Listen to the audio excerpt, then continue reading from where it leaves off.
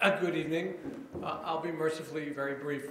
I'm looking forward to a lively and civil discussion on what I think is the biggest city issue of the year, maybe the decade. We live in very tumultuous times, financial crises, presidential election, and now this issue on the local level. And we have a great panel, and I look forward to the discussion. And I think I'll just say hello from the table here. Just a word about the slides that you're seeing. We put them together in an effort to try and frame some of the questions that we think we need to be considering when we're looking at term limits.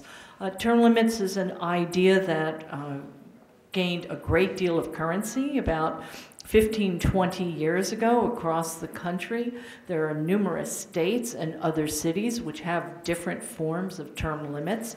We now have a body of experience, unlike the situation in 93 and 96 when the voters first were considering the question of term limits. We now see how they actually operate here in New York City, and we have the experience of other cities and other states. We ought to be able to draw some conclusions.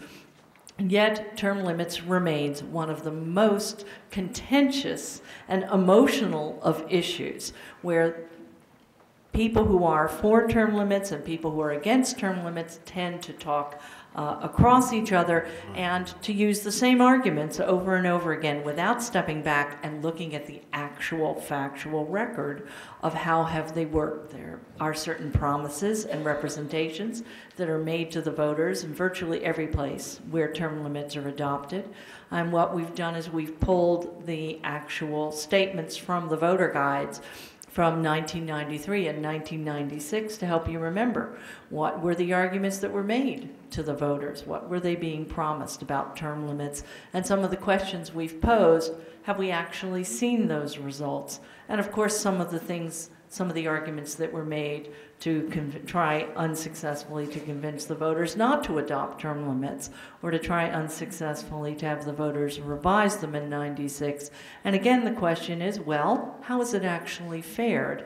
Let's get beyond the emotions of it, which can be very contentious, and let's try and actually take a look at the reality-based world of how term limits have worked and what they have or haven't done in relation to the counter promises and threats back and forth when they were first adopted. And I hope we'll get to some of that in today's discussion. Thank you, Susan. Oh, and lastly, as Dick did point out, our organizations have taken a position, and there is a petition, if you believe as we do, that the council should not weigh in and should allow the voters to be heard. We do have a petition here today that we will be presenting to the City Council on Friday. Thank you, Susan.